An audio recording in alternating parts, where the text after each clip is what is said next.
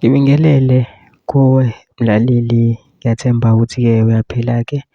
Mina-ke nje ngicela kuwe-ke laphana-ke ukuthi-ke uma kuwukuthi usamusha kulona-ke ikhasi-ke leli-ke, noma-ke kuwukuthi-ke uyaqala ukungena kulo-ke wenze nje kulungile-ke laphana-ke ungixhase, ungaphumi ungacindezelanga-ke ibhathini u-subscribe nje kubiza imali kumahhala nje ukhishwe nesenti-ke elimnyama-ke leli-ke khona uzokwazi ukuthi-ke uqhubeke uthole nezinye-ke iy'ndaba-ke ezinjake nje enzelwe ngiza nazo ngikufakela zona-ke kulona-ke ikhasi-ke leli kusukela-ke manje.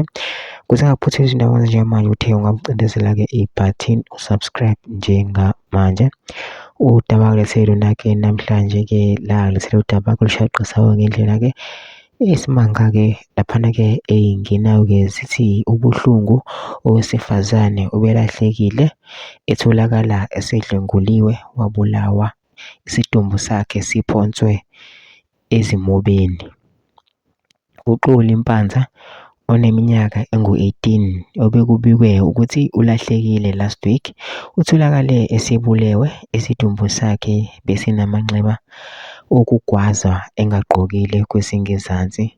Kucelwa noma ngubani ongaba nolwazi ngalesi sigameko abikele amaphoyisa ngokushesha. Lesi sigameko senzeke eGengi Ndlovu bese kunesikhathi-ke impela-ke edukile-ke ebhekwa-ke lapha watholakala eseshonile elahlwe esimobeni engagqokile ngezansi-ke edlwenguliwe-ke.